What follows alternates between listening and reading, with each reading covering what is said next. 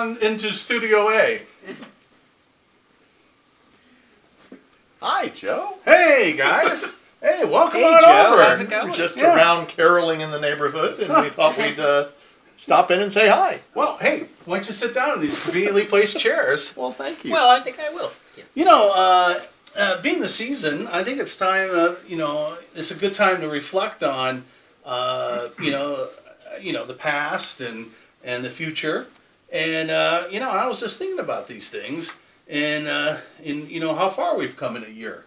And so, and it's kind of funny. I was thinking about, I was kind of reflecting back, and I said, a year ago, it seems like it's been longer, but Battle Rankings came around. Yeah. Which was out of the closing of WWPD. So Battle Rankings has only been around for a year, but it seems like it's been part of my life for longer. But anyway, so we created Battle Rankings, and so the website's coming on a year. And so I was thinking about other things like that too. What's happened in the past year, and it seems like, with Battlefront and what was going on out there. I think what was about a year ago that the U.S. and the Italian books came out. Yeah. Yeah. Sounds right. I was what kind of impact have they had in the tournament scene since then? I don't know. Well, if we remember back, I mean, a year and a half ago, we had the Nationals at Historicon, which was just the British and the Germans. Yeah. So it wasn't that long ago that we only had those two choices, and with the release of the Americans and the Italians, it certainly expanded things out, and the re-released British lists as well with Armored Fist. So I mean, the choices you had at that point grew exponentially in terms of what you could take and what was available. So Suddenly you could combine, a yes, nationality. allied formation. Use one formation, use one nationality to fill in the gap that the other nationality couldn't cover. Do you think the Germans need the Italians? Not that they would admit it. Yeah, well, it certainly expanded. I mean, the Italian tanks certainly added something to the Germans. You see a lot more combination Italian tank, German armored car, or infantry, or things like that to give the Axis forces a less expensive tank alternative to some of the pricier German tanks. Well, what about the U.S. and British? I really don't see too much over other than the 6-pounder. Yep. Yeah, since the 57 isn't available for the U.S. at this point, taking the 6-pounder, which is essentially the same gun, is a way to help out the Americans with a better anti-tank gun than the little 37mm pop gun. Right. But also, I think British infantry in some ways is better Yes. because for assaults it hits on a 3, not on a 5. Right. So it's a much more dangerous unit close in. Also, American guns, say American Stuarts, I think are better than the British Honeys because they have stabilizers. Yeah, well, and we also had the change of the command card, getting rid of the or revising, I guess, the scout tank card, Right. Which was lots of talk up to the point of Armored Fist coming out, and now, especially as evidenced by how well James Copeland has done with the Crusader and Honey list that he's been running, including at Masters. Without the card, right? He has not been using the card, and just sort of showing that they are still good, strong lists, and I think that was a helpful change to the situation. So we had the Nationals at Adepticon. Yes. Which was really the first time that we saw Italians on the tournament scene. Because that was enough time after the books came out over the winter to start seing those. And you'd see Italian armor lists early before the book came out. Right. Well, there was that early release for a tournament somewhere outside the United States. I can't remember now. Gotten an early release of the Italian Tank Company. So yes, we started seeing the Italian tanks early. I'd forgotten about that. Oh, that's the one where they mount up on twos. Oh yeah, well yeah. I mean that's the way it is now. Italians Yeah. in version 3 are not the same as Italians in version 4. That is true. It is a completely different animal now. Yeah, I think they're better. Oh yeah, they're much better. Yeah, I'm pretty impressed when I play against them. Yeah. Well, and the addition of the because it really, I mean the heat rounds we started seeing a lot more Yep. with the Italians. I guess they were in. Were they in the official German book? I don't know. I don't remember. Yeah, Well, I guess they had to be. threes, Yeah, I yeah. think, had Yeah, to be, But They you just didn't see them that much, and now with especially the Semavantes, that AT8 with the right. heat, and even the regular medium tanks with the heat rounds, right? They have heat rounds. Yeah, Yeah. Actually, actually, come to think about it, tournaments at beginning were lower point scores. Or points for the tournament. Right. So you really didn't see the more were at expensive tanks. Right, we're at 71. 71 was the point total Right. Yeah. last season. So, Right. So yeah, the Italians really made the Axis Tough. viable. I mean, in terms of that, I mean, we saw some people running solid German tank lists. In fact, at Adepticon last year, there were a lot of Panzer III lists, A lot. and they did pretty well. Yep. And that was something I think that surprised us. We did not expect to see that. I mean, we expected to see German infantry supported by Italian tanks. I think is what we were expecting, and then we got there, and all of a sudden it was a bunch of Panzer III companies, and They did quite well. they did quite well.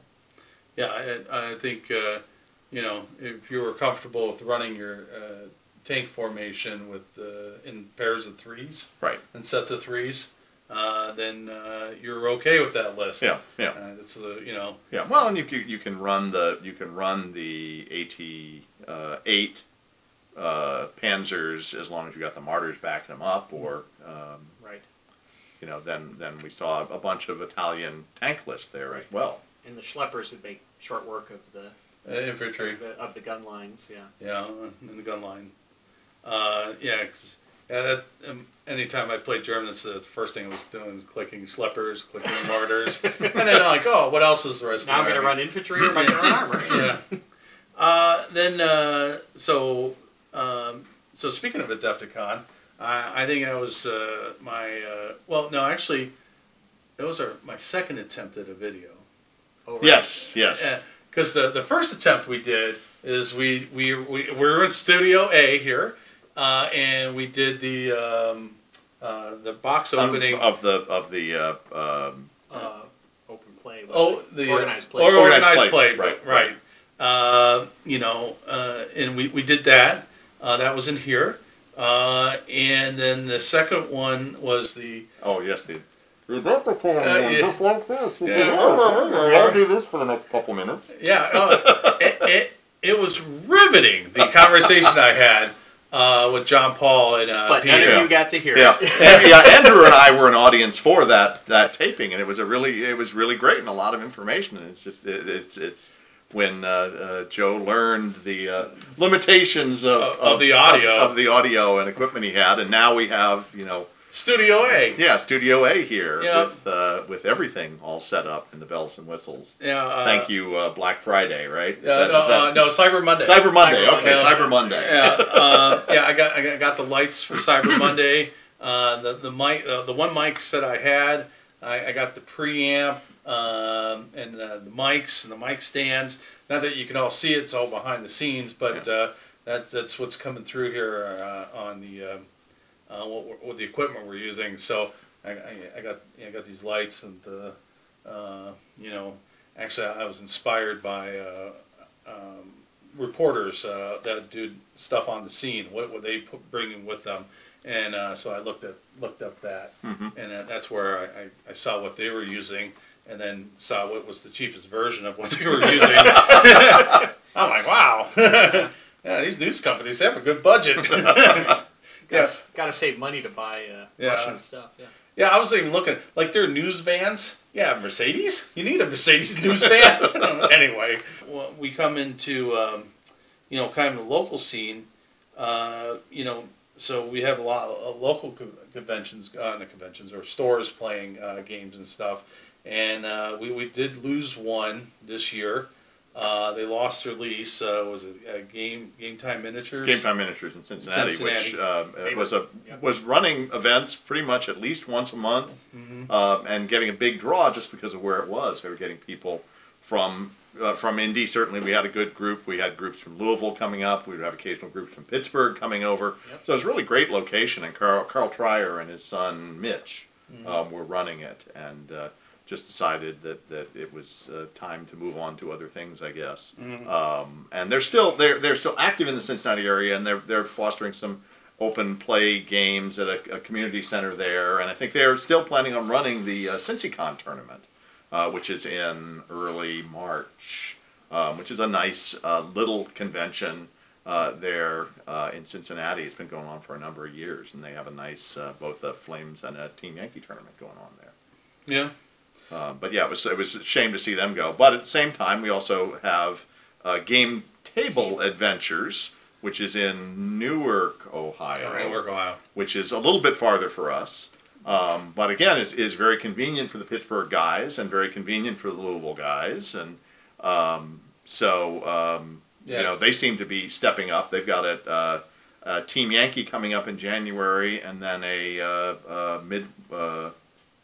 Mid-War in February, 109 Mid-War in February. Yeah, it's So they're pretty much doing, and they sponsored the Team Yankee tournament at Advance the Colors, right.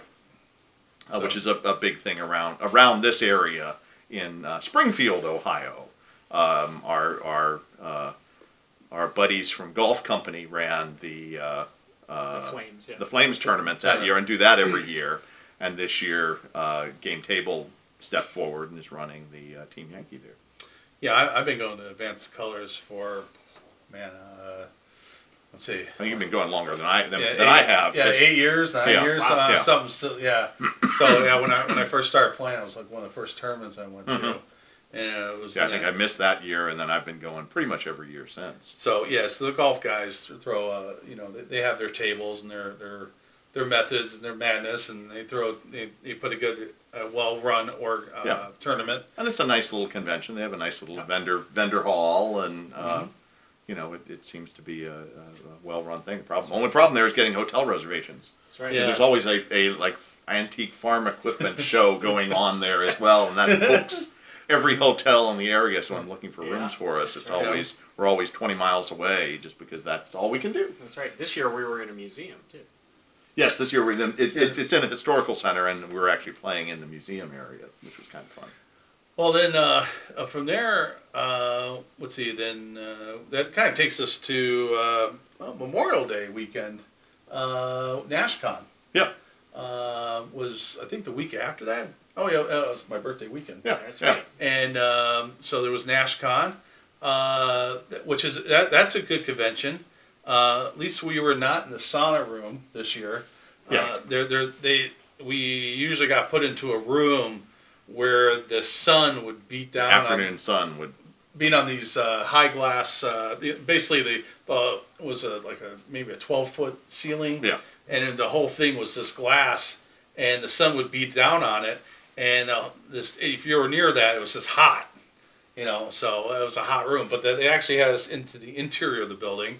It's a really nice place. Yeah, it's a really nice Marriott there, just south of Nashville, and it's beginning to get a good draw. Because again, we were down there. There were guys from Louisville.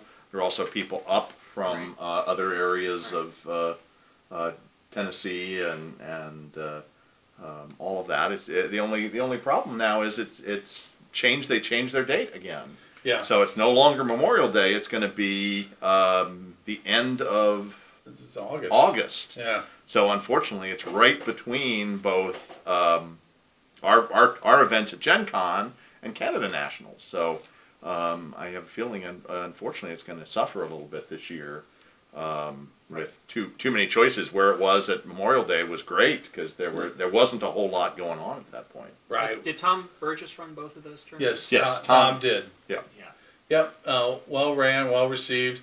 Matter of fact, while we were there were some people that did not play. Said, "Oh man, I wish I played." Yeah. And so you felt that there was some momentum there. Yeah. And Well, and that's where we did the other big broadcast of the year, That's which right. was us with Chris Jackson and Tom and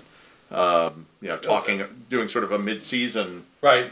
talk about. the midnight talk. Yeah, Right. yes, Yeah, it was, yes, really late after. After two tournaments, Yeah, 6 yeah. games, and it was late, and we decided to do a recording talking about this, that, and the other. That was, which, by the way, you could see on the Battle Rankings channel. Yeah. On The link will be YouTube. right there. Yeah. Yeah. So yeah, I guess I'll through movie magic I'll put it in there. And that's when we were really beginning to anticipate the Soviets coming out. Right. Yes. It was still quite a ways away because it really wasn't until the end of August. But the rumor mill was the cranked up. rumor mill was cranking away, and we were looking at what might be coming with that. Yes, and how the thing about the I guess the beauty of the card. I think I've stated this before, but I'll say it again. The beauty of the card is that now you don't have to worry about veteran, and you didn't have two stats, which was what was their skill level and what was their morale level. The card allows. Talking about the unit card, right? Yeah, the unit card. Okay. Yeah, the unit card allows a mixture of stats. Because, like, for example, in like say version 3 or before, you had a recon unit, say a German recon unit. They were veteran and they were confident, or right. Now you could say, well, they're still veteran, they're still a recon unit, so they have scout Right. capability, but Never assault with them. Yeah. yeah, never assault with them because that's not their role. And Don't it's take a reflected. casualty, yeah. Yeah, it's a reflected of their numbers. If they start losing numbers, do they stick around? And it's the tendencies, no, they won't because, well, frankly, they're scouts. They're not designed to. So the card starts reflecting that, and the thing is that some people might think that the cards are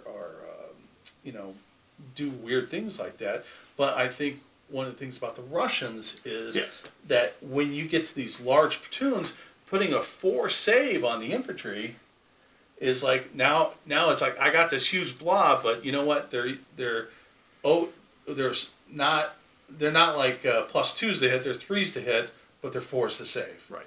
And so that allows the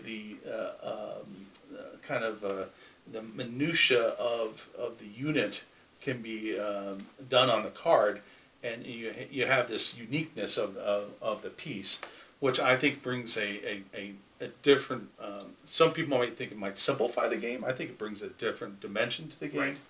and I think that's why I think version 4 is more. There's more detail to it than people. Well, it Well, and really also- pushes. oh, go ahead. No, sorry. It really pushes combined arms. Everything can do one specific job really well, but you will really pay a price if you try to use a unit for what it's not good at.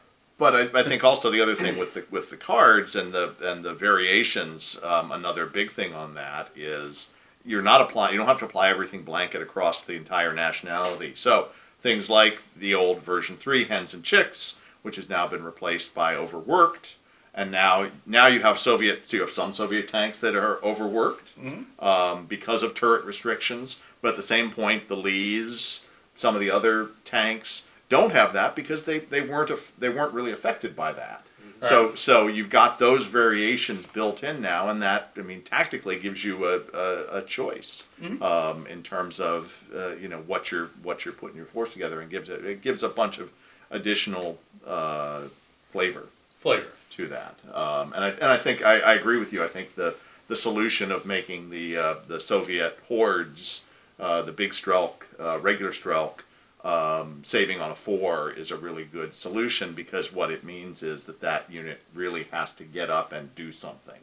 It's got to cross the field. It's got to get into an assault, and it's not something I can remember many times facing the 38 stand Soviet infantry that was just sitting there dug in with anti-tank guns, and you couldn't move them. There just was no way you could kill them in 2.5 hours to get to a point. And this Right. way, with the new artillery rules, with the 4-up save, they're not going to sit there in their holes and wait because they're not going to be there.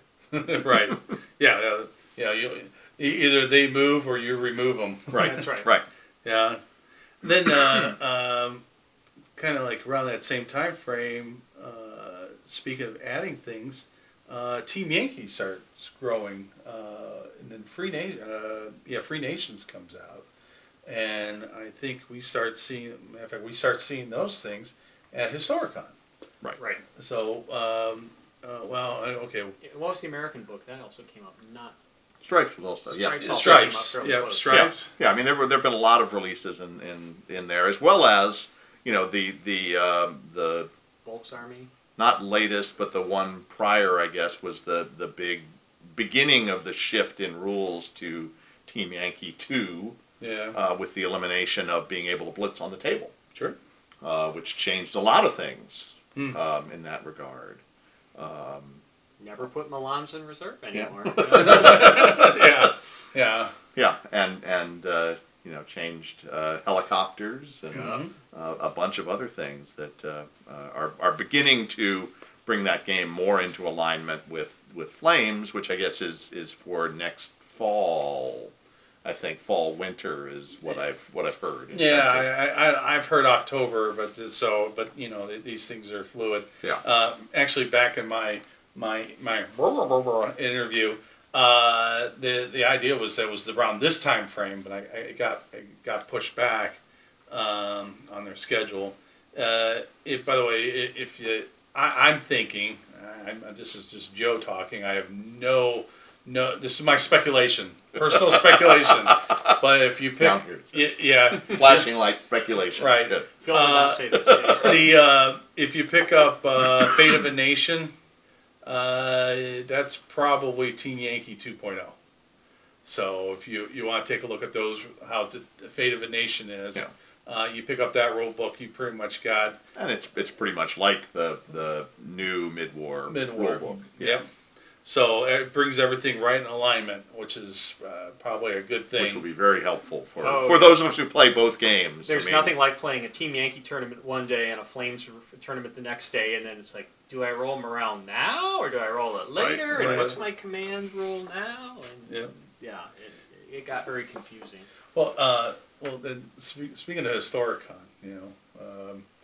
so it was at the what the heck's that? Lancaster host. Lancaster host. Okay. So I've heard stories of the Lancaster host, and now that I've experienced it personally, I could say all those stories are true. The place was a disaster because it's under construction, and I guess it's been under construction for Ever. 15 years. I don't know, something like that. It's basically a highway project in Boston. It just keeps going and going, and it's just always there. And I guess that's what's happening with this location. But I will say this. You're gonna guess. All right, what? Compared to Fredericksburg, the venue, just the venue, compared to Fredericksburg, the air conditioning worked, and the lighting was decent, and the acoustics wasn't. The acoustics were better, The acoustics was better. and they had some carpeting on the floors. Although that was kind of, they had paper over it or something, and I remember that was tearing up and Right. becoming a trip hazard. I thought as they were removing the pads from the rooms, as they were redoing the rooms, they put the padding down. Yeah. And all bugs and all was yeah. being laid down. It's just a disclaimer. I did not know if there were bed bugs or not. Right. So we probably all got mesothelioma, but our feet were comfortable. we were we were cooler, Cooler. and it was comfortable, and the noise, Yeah, it was a much smaller room that it was happening in. So yeah. But was it a garage? It sure looked like, because they had garage doors. No, I think it was just a multi-purpose room. I mean, it's an old style convention center Yeah. kind of thing. Yeah. But I guess this coming year, it is moving to another hotel there in downtown Lancaster, the Marriott or something like that. I think. Or no, I think it's the convention center itself. Well, it's going to, with the Marriott attached to it. Right. Yes. So it'll be interesting to see what happens with that one. Yeah. Because it's going to be a much different setting. Hopefully newer and nicer but it will be in the middle of downtown, and I have a feeling that parking, especially if you're not staying within walking distance, will be more of a challenge. The food options should be better. Yes. Oh, wow. We as we were leaving town, we drove around the area where the convention center is, because the Marriott, I think, is still at least partially under construction there, and it's supposed to be done.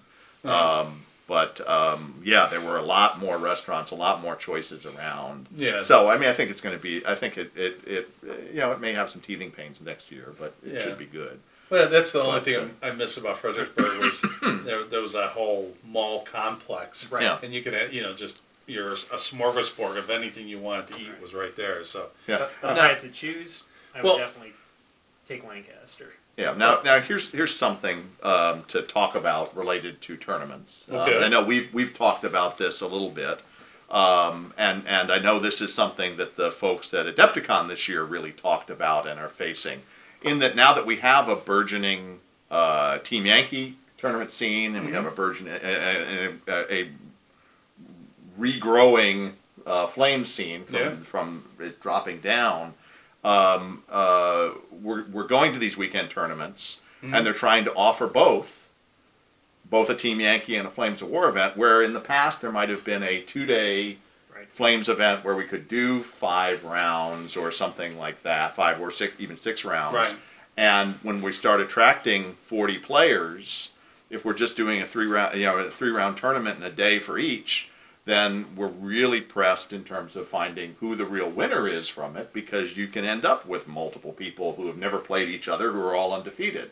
And I know from us, from a TO standpoint, that's great fun when you're trying to figure out ties and all of that. And I know Adepticon this year and Adepticon last year, they've moved to a 4-round in one day. But especially in a year like this where we've got 109 points and 93 for Team Yankee. The idea of trying to get 4 rounds in, since I think in terms of our playing, 109 points, I think generally speaking for 2.5 hours is no problem. 93 points in Team Yankee, I think, is a different That's matter. a lot.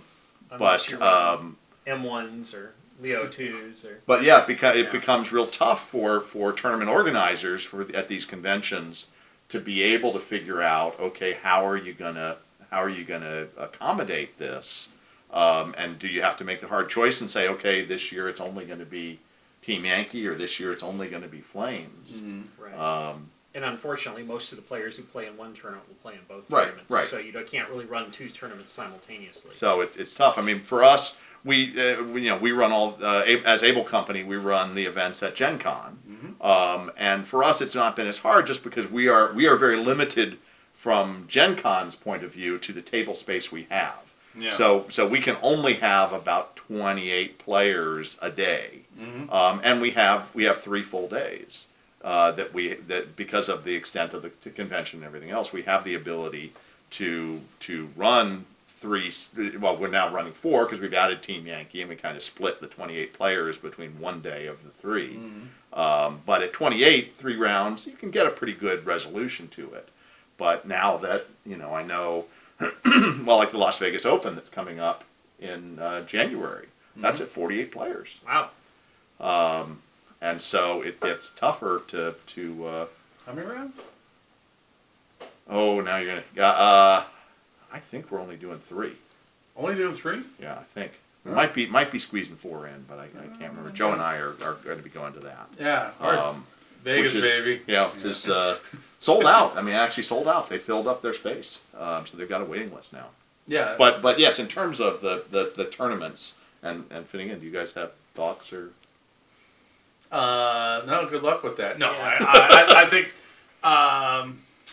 I tend to favor the 2-day, Yeah. but again, it's only when there's enough players to justify it. Right, So. right. Yeah. So say Wolf Creek, where you may get 25, 30, used to be 50 players. Then Right. you definitely needed 2 days. Now it's gotten a little more compact, so maybe you can pull it off in a day.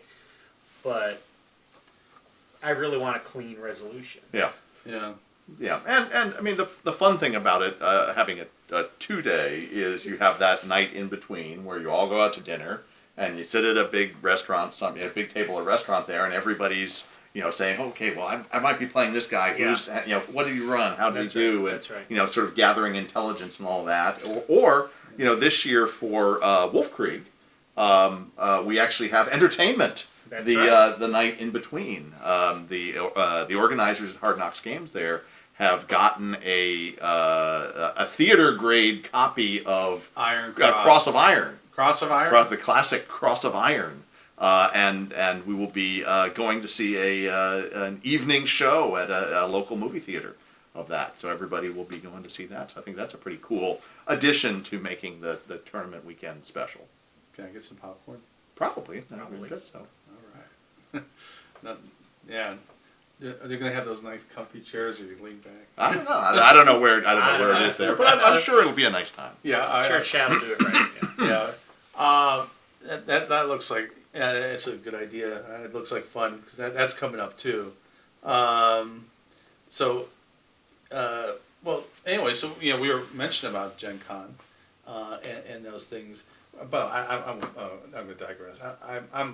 I like the 2-dayers, but you have to have enough people to justify it, and I think with the way things are trending. Now that the Russian, now you have a more fuller mid-war, which is kind of what some focus has been on. You can have those types of tournaments. People are coming back because there's more now. I mean, you remember the first was it Historicon that it was only the first German book and the first British book. Yeah.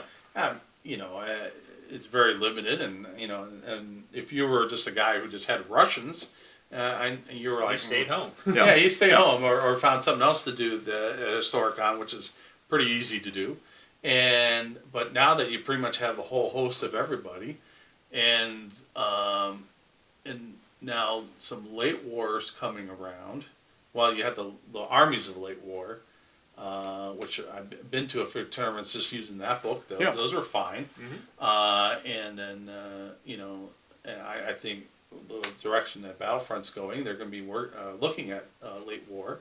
And I think what early war is going to be handed off to Osprey. Published through Osprey. Osprey. I mean, there's no real time frame on that, but right. But I mean, they're continuing with the early war tournaments. I mean, next year Canada is going to be early war nationals. Uh-huh. I think hopefully the tournament scene, because there are a lot of people who, including myself, who really like early war. I like early war. And I hope it will be continuing. Yeah, I think our early war is probably my favorite-ish. I don't know, mid-war is starting to get creep in there. Yeah. But I really like early war. 34 teeth, baby. Anyway, and just oh, what's your front armor? 3. What's your gun? 6. Ooh, That's right. It's still deadly. Yeah. What's your firepower? 5. Wow. Yeah. Yeah, you bailed my entire army, and they all get back in. Yeah. That's just the way early war rolls. Late war is pretty much a lot of things kill a lot of things. And then Team Yankee takes it to the nth degree. If you can be seen, you're dead. So that's probably why there's a lot of pieces on the table. Yeah. That does take the flavor of that time period. So I like that. But let's talk about Gen Cons because that's something we run. Well, we had a big turnout this year. And we also had a new location within the Gen Con world. That's right. We were on the field at Lucas Oil Stadium, and I think Joe is going to intersperse took some footage when the convention was going on, so you'll see some of what it looked like there. This was the best lit tournament I've yes, ever played. And it was and best acoustics too. That's true. It was not loud and booming. It was and it was relatively comfortable, and I think we had more room there than we would if we had been in the regular convention hall. Okay, so we were on the field of Lucas Oil Stadium. That's where the Colts play. So it's an indoor stadium with it has a retractable roof. The roof was closed. The roof is closed, yeah. And it is August. They basically, I was wondering how they were going to do the floor. they actually put these interlocking panels on top of the on the turf. Yeah. There was actually a section in the middle of the field that you can actually touch and stand on. Get your picture taken. To get your picture taken. Get your Nerf football. Yeah. That Gen Con had, so you can take a picture of the middle of the field. So they had a section that was there. They had the Jumbotrons running with various bits of information For and Gen footage. Con. And they had a giant clock that you could always use to point, okay, this round ends. Right there. Yeah. What time's it run? You know, no instant replay, though. We didn't Yeah. have any instant replay. There were refs running around with whistles. Now, because of the nature of the lighting of a football stadium, it's one of those places that, Peter Pan would have been sad because there's not one ounce of a shadow anywhere. Yeah. I mean, it was just perfect. It was just everything was well lit, and it was just fantastic. And so, and because you were on the field, the boards kind of gave the padding. Yeah, it was a little soft to walk on, which was nice. And, Yeah. And just go over. I think I mentioned earlier, we run a 1 day each era. So we had an early war, a mid war, and a late war tournament, as well as a Team Yankee. This is the first year we've actually had the Team Yankee come off. We tried it for the first time 2 years ago, and Andrew and one other person were the only two people who signed up for it at that point, so we had to cancel it. So we had a 300% growth this year. Yes, we got up to six. 6 people this time, and we hope it's going to continue to grow. And so we had that. We also did have a bunch of games of tanks to teach people that game, and also had 2 starter tables for one-on-one play with our members from our group who were teaching people, and we provide all the forces and all of that. So I mean, I think we had well over 100 and some people come through our area playing something of Flames of War, and as always, got great support from Battlefront. We had tank sprues for everybody who played in the intro events. Lots of Churchills, because the Churchills had just come out at that point. So when I was bagging them up, I'm telling people what to hand out. And they said, you have to hand out a Churchill each round, because otherwise we'll end up with only Churchills left. And then that went well. And then we got great prize support for the tournaments as well. Yeah. Right, we had they're Russian always front books. Yeah, that's right. We had 3 sets of the Enemy Gates and Iron Cross books that were for the winners of each one of the Flames events. So that was a very nice bonus that we got at the last minute. Yeah, books are for winners. Yeah, that's why I always end up with the tank sprue. But we should be actually in January. We'll start putting in the events. I'll be putting in the events for that, and our plan is to do the same thing again. That we'll run all 3. We don't go with the nationals limits. We usually make up something different, since it's sort of towards the end, get near the end of the season. Everybody's tired of playing the same number, or at least we want to mix it up. And except for Canada, all the nationals are over. Right. And if for those who don't know, Gen Con, it's a I don't know. It's the best 4 days of gaming. It has 60,000 people. Yep. Takes over downtown Indianapolis and every hotel for about 45 minutes drive around it. Yeah, I'm going to say if you're used to just going to a store and playing in a tournament or something like that, Gen Con's probably a little bit more expensive than you're probably used to. But what you get out of it is that it's just not, the con's just not open 12 hours or something like that. It's 24 hours for 3 days. Actually, kind of 4 days, really 4 days now. Kind of quasi begins Wednesday evening. Yeah. And then I know it wraps up Sunday late. I think 4 o'clock. I think. Yeah, the dealer hall is ridiculous. It goes on for blocks. It's a large part of the convention center. Yeah, if you ever been to a first class auto show, you pretty much everybody is laid out there showing their cars. Imagine all that space is just games. Every kind of game, board game, you name it. Yeah. and lots of vendors there, and extremely well run. I mean, they really, from a TO standpoint, they really make it easy for us to go ahead and put together the events and get everything set up and going. From a person who goes, you know, their customer service, I think, is amazing. Yeah.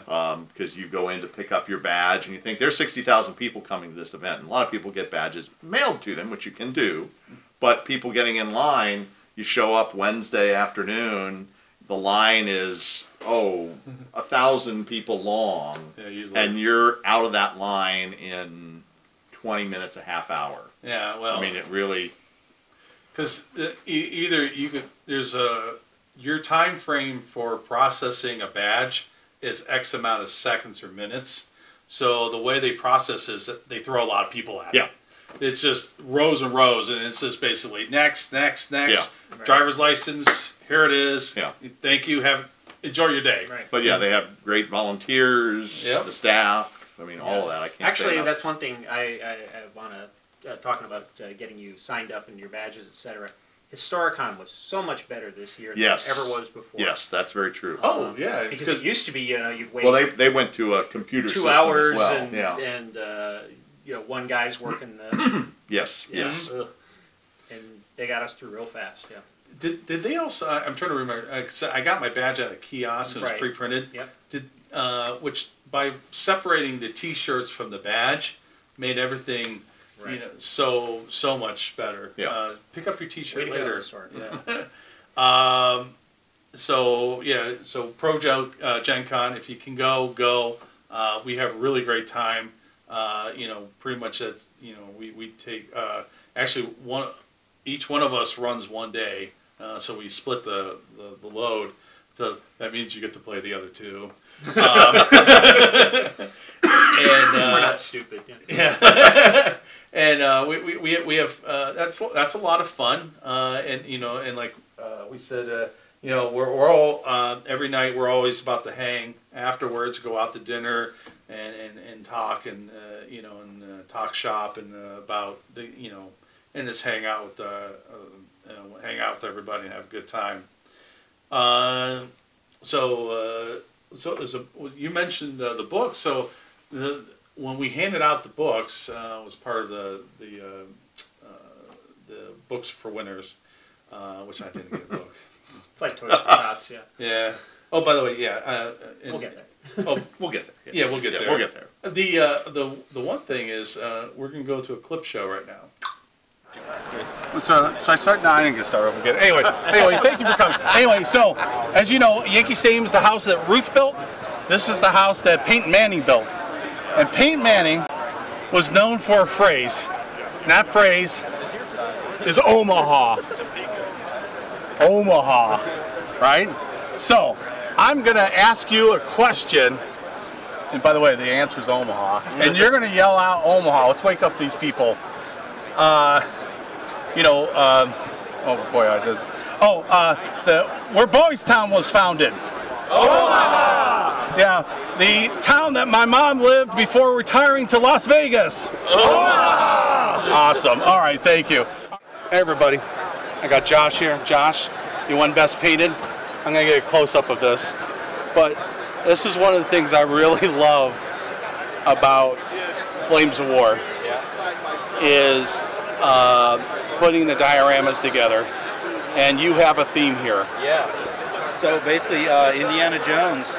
I found the old objective markers on eBay that they made, where it was like the Ark and Marion and everything. So I built it around that. So started with the objective markers, kind of filled out the army. This is what I really wanted to play, and I built it around the Indiana Jones objective. So the box is the art box at the end of the movie that they put it in.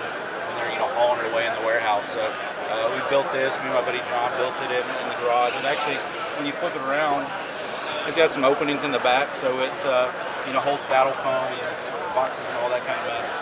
So it makes it easy to transport everything around as well. I'm trying to think what else may be on there. Oh, we've also got the other objective here, where it's the truck from the scene where they're the Ark's in the back of the truck, and then he's chasing down the road and everything. They've got that there as well. Right.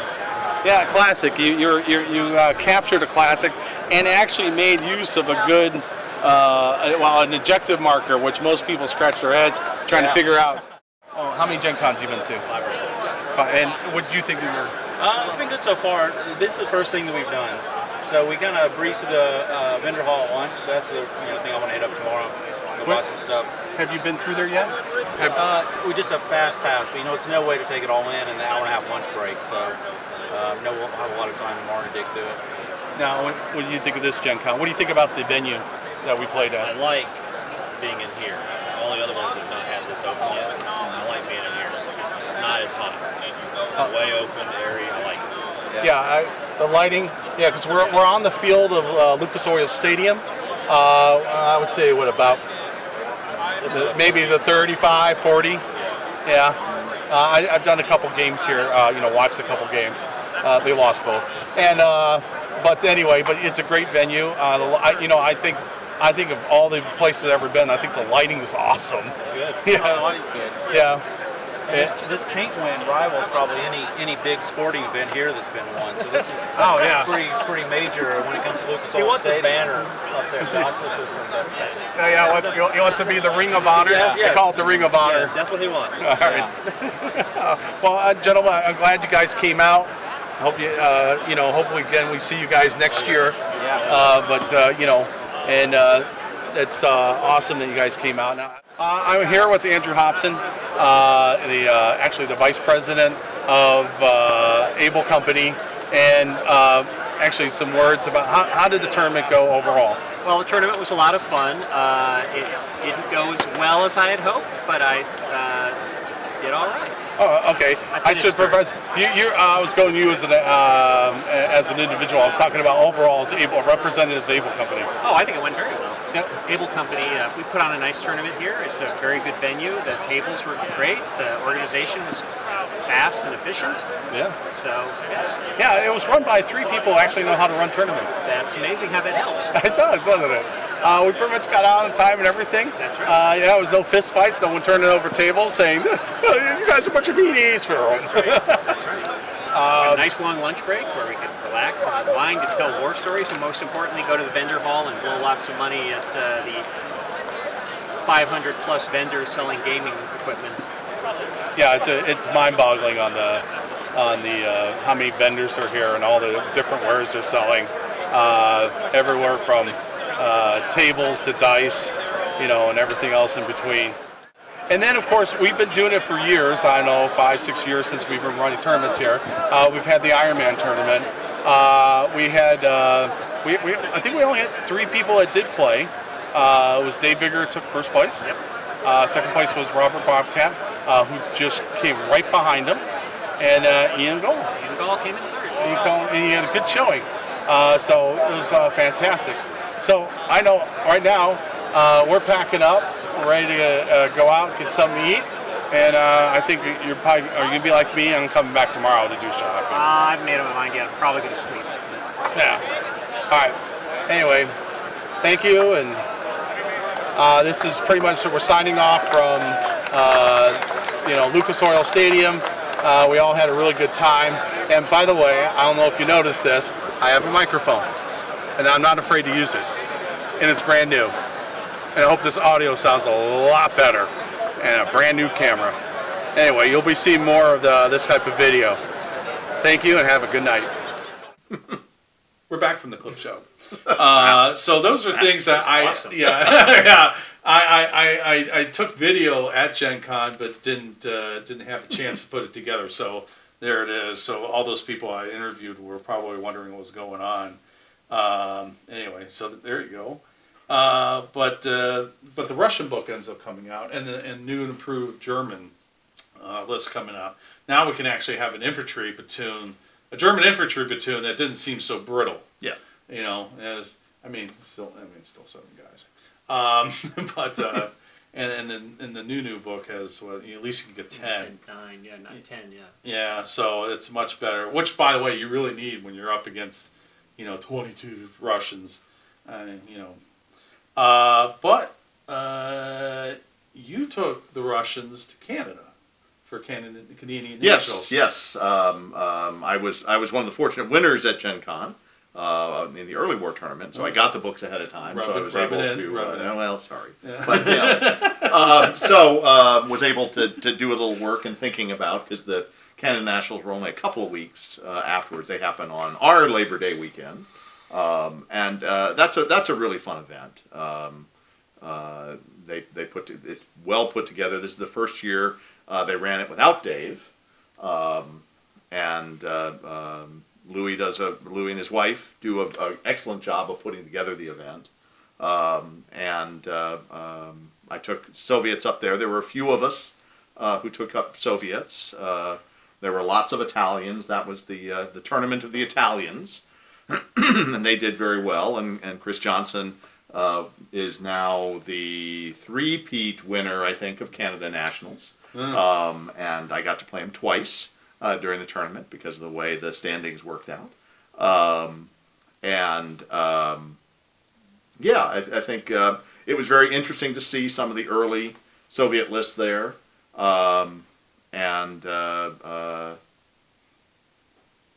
Yeah, okay. So now we start seeing the Soviets come into the game. So pretty much the Canada brought us to the end of the season. Now, well, we had Southern Nationals, which unfortunately none of us attended. Southern Nationals was in late September, because that tournament actually ended up a whole lot of flipping around in the rankings as we got to Masters. Right. Little bit. A number of people who sort of moved around and about, I think. Well, let me go back to Canada. Okay. So what happened with Canada was, depending on how things ended up, it actually determined who won the season. Mm-hmm. Now you played Johnson twice, Chris Johnson twice. Right. And he beat me both times. Yeah, but the thing is he needed to beat you better. Because if he could have kept you from, I was third. Yes, and I think you needed to be, if he took first and you took third, that was the formula for you to have enough points for the season. If he would have, if you would have been, I think fourth would have done it too, but if you like fifth or anything, Chris Johnson would have won the season. Right. So for those who are watching and don't know, Battle Rankings, your top 4 scores for the season, and the season begins October 1st and ends in September 30th. So your top 4 scores becomes your combined score, and that's what, by the way, the more people that play in the game, the more points you get. And if it's a Nationals, you get a 5 additional. Only Nationals gets 5 additional points. 5 points, yeah. Right. And no other games get additional points. Just Nationals get 5 extra points. And so with all that factoring in there, with you taking third, you just edged out Johnson, who did win the tournament. And he also won his Historicon. Right.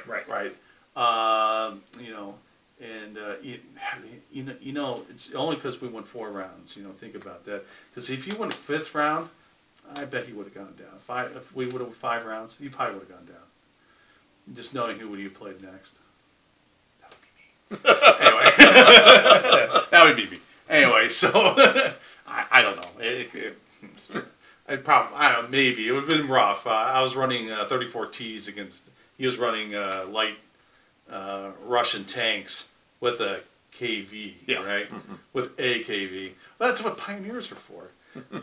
Anyway, I digress. But so he edged out. Now with Southern Nationals, it was interesting is that there was some people who were teetering, who booked tickets to go down there.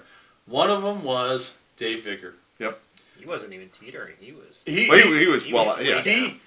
had to win the whole thing, or he was not going to be in it, in Masters. And the other one that was kind of teetering was in the Cincy. Well, Jim McKinney and Dick Shannon, or not Dick, no, Jim McKinney and the actuary, Michael Henry. Yeah, Michael Henry. He's an actuary, right? Yes. Yes. Michael Henry. They went down there and they performed admirably and good enough to actually scoot up their scores and get in. And Dave Vigor won the whole thing. And so that's how he got in. So it was a good move on Dave to go on down there and win the whole thing. And he did beat Jackson. Yeah. And he also beat, I think he beat Henry too. I think that's right. Right. So I mean those are two tough games right there. Yeah. So kudos to Dave for getting in there. I don't think he fared so well at Masters, but not that I'm laughing. I didn't do so well hot either.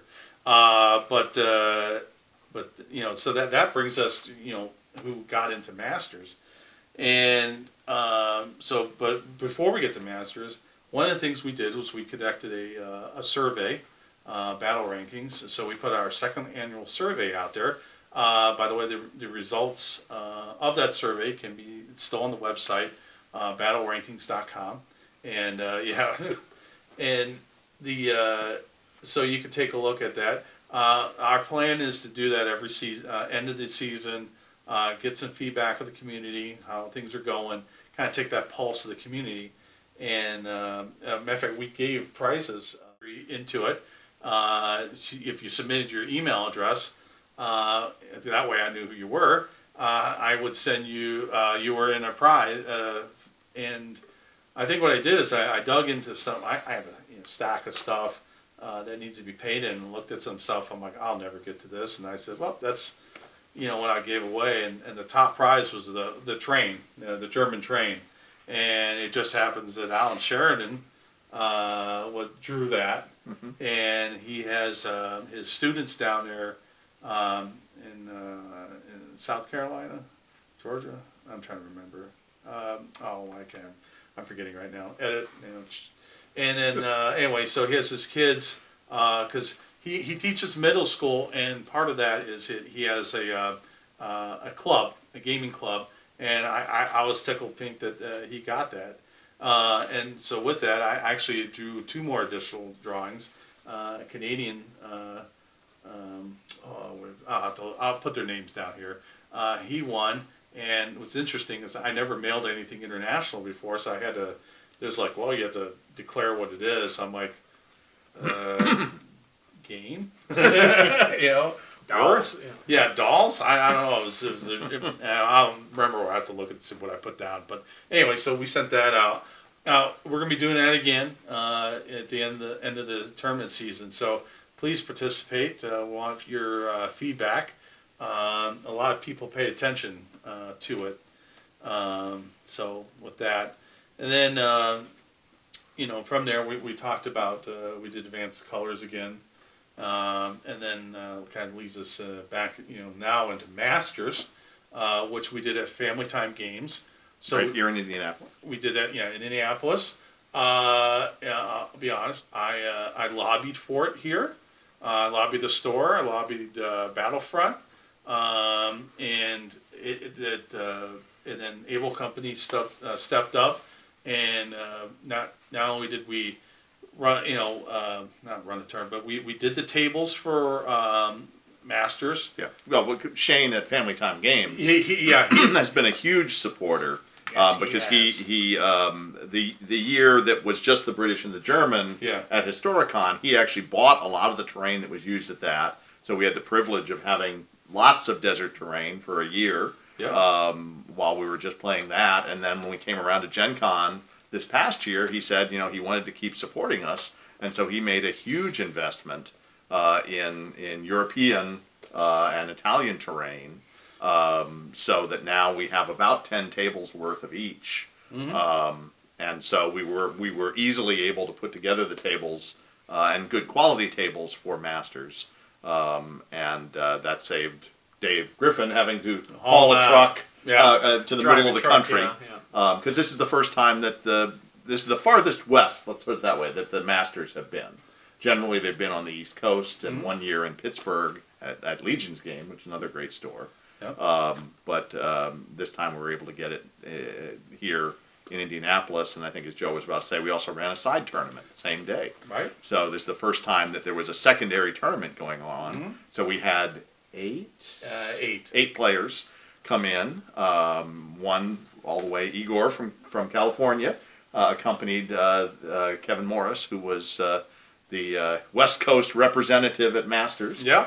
They both came together and had a great time. We had a Complained great about time the with weather, them. how cold it was. Yes. Complained about the coldness of the weather, but They introduced us to a new wings place. yes, they found They did. a great wings place here in town that So- we went to the last night. Yeah. But yeah, it was a lot of fun. And we ran demos. We had a demo That's table. right, we had a demo table as well. And we picked up some new players. Yeah, we've added 3 or 4 new players at this point that are now working on their forces Yep. to begin to join us. So what we did is we kind of parlayed the fact that having Masters there to generate interest to add people to the game. So my thoughts for you folks out there is that start lobbying Battlefront, or start having your to host. So go to your local game store, and if they're good standing with Battlefront, good standing means that store buys from them and pays their bills. Two things that need to happen, that they support the game, and you could host a tournament like this.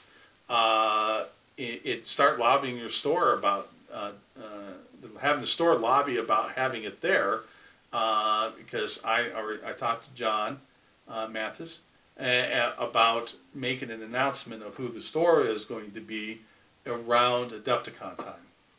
So around that time frame, so that March-April time frame, make the announcement where the tournament's going to be, so that people could start planning. Yep. So that if it's local to you, maybe that'll actually boost up the local tournament scene there, so that they can start having the indigenous people in that area play games and try to get into the tournament.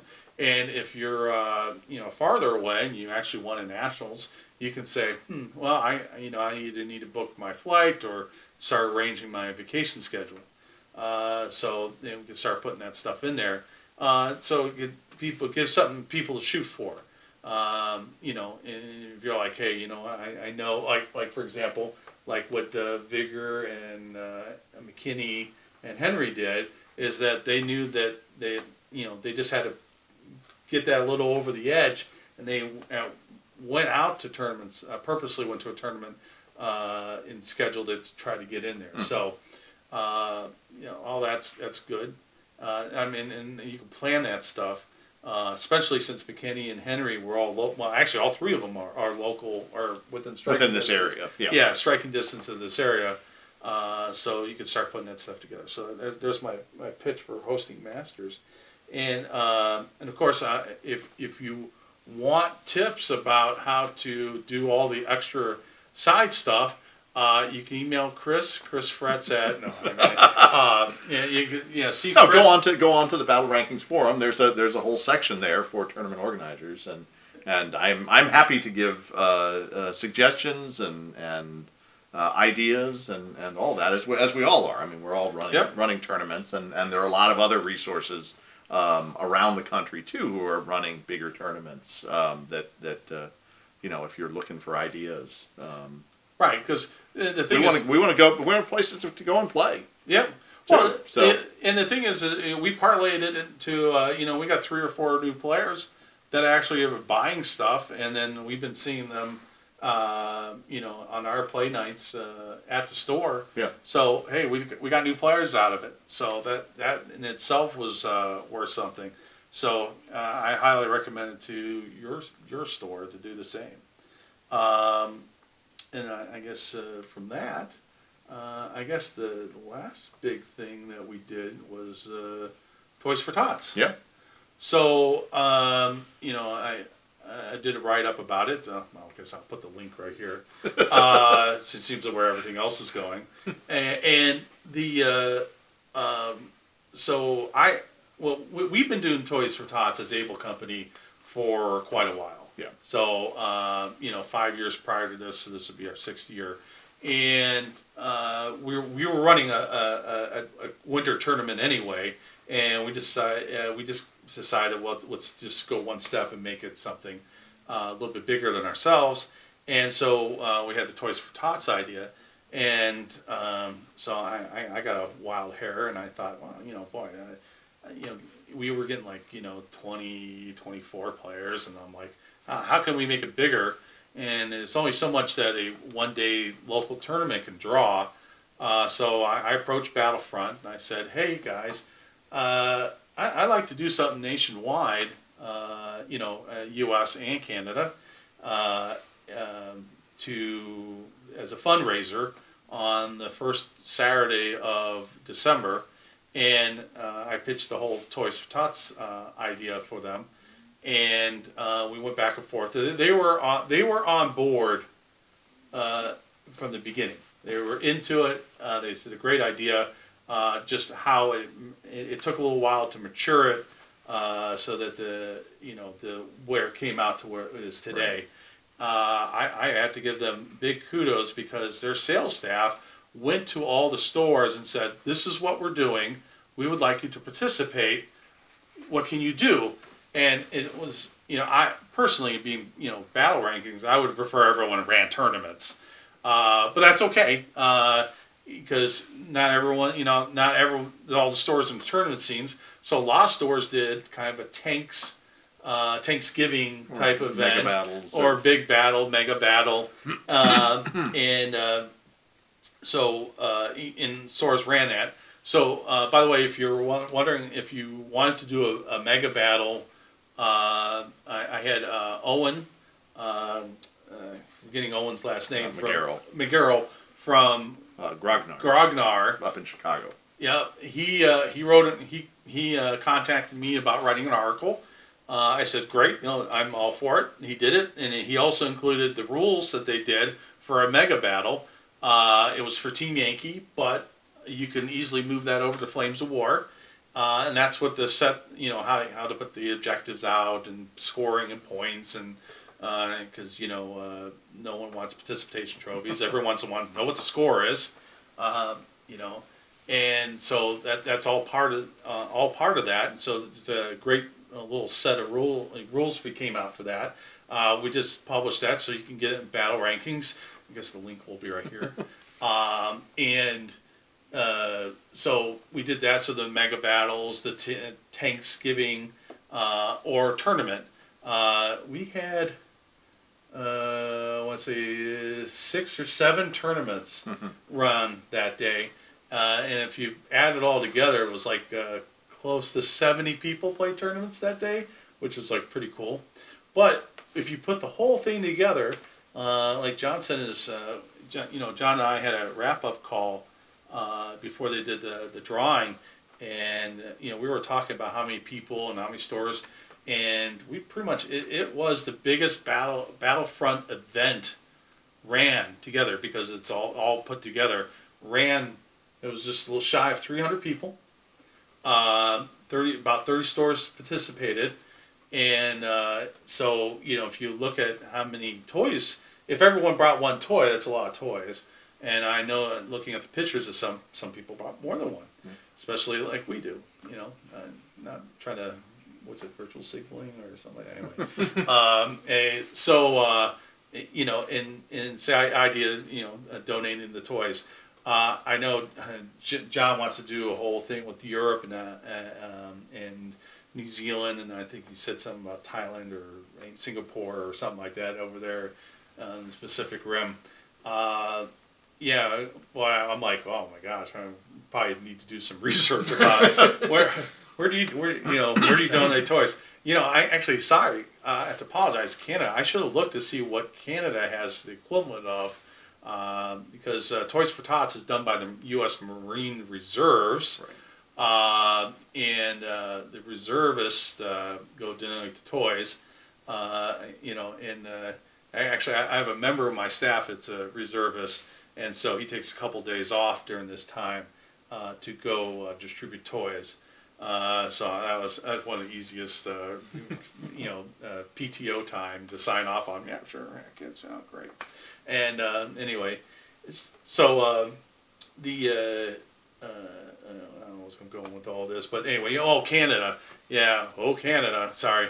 And I was about to break into song. We have to figure out what your equivalent is, or you know what? Contact us and tell us what a good charity event that's similar to Toys for Tots in Canada, and for those who want to do it in their country, start looking around. I don't know.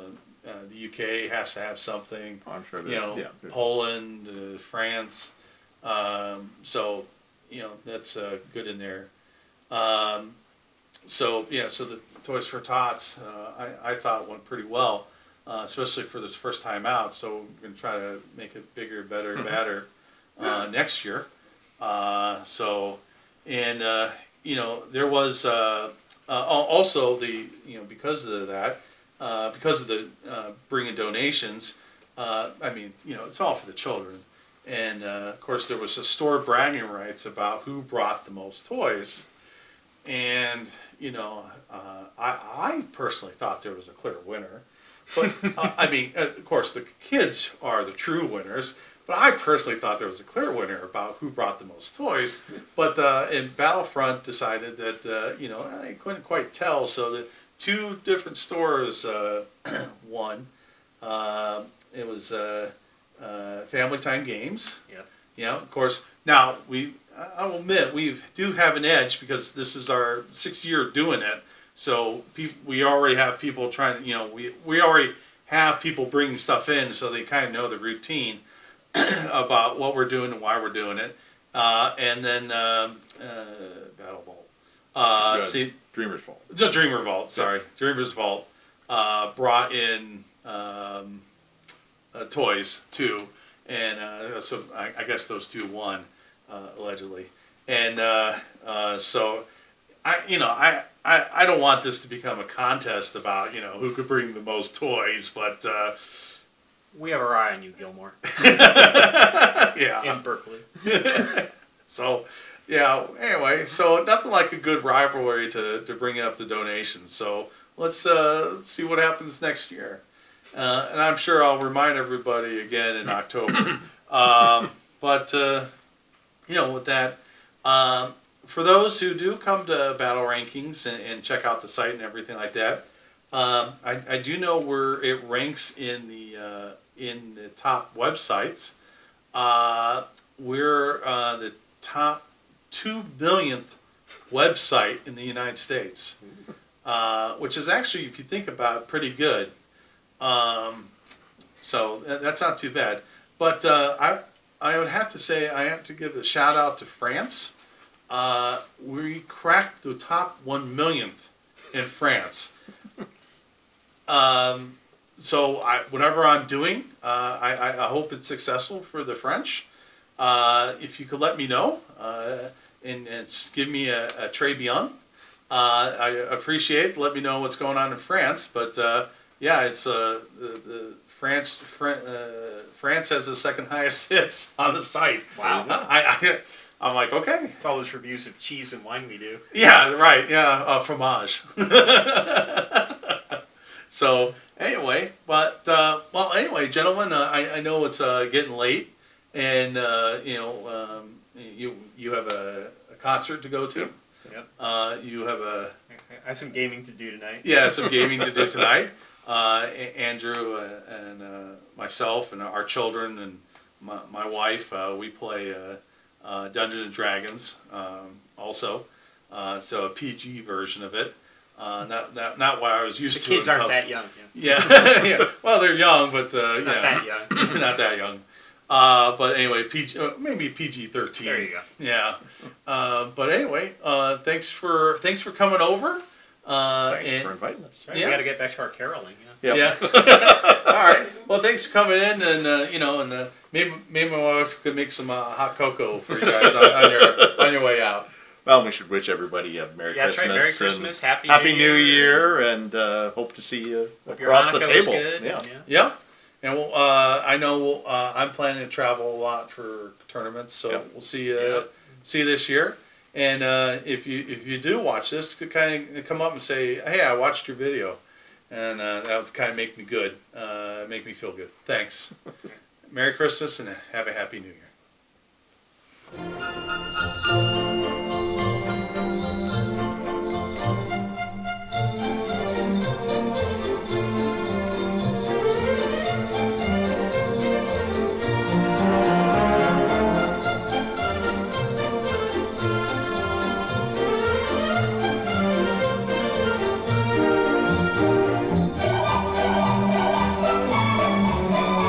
Maybe it's cold outside. I've got to go away. Maybe it's cold outside.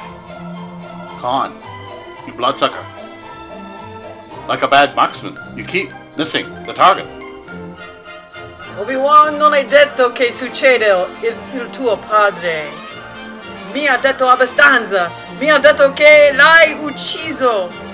No, io sono il tuo padre. No, non è vero, non è possibile.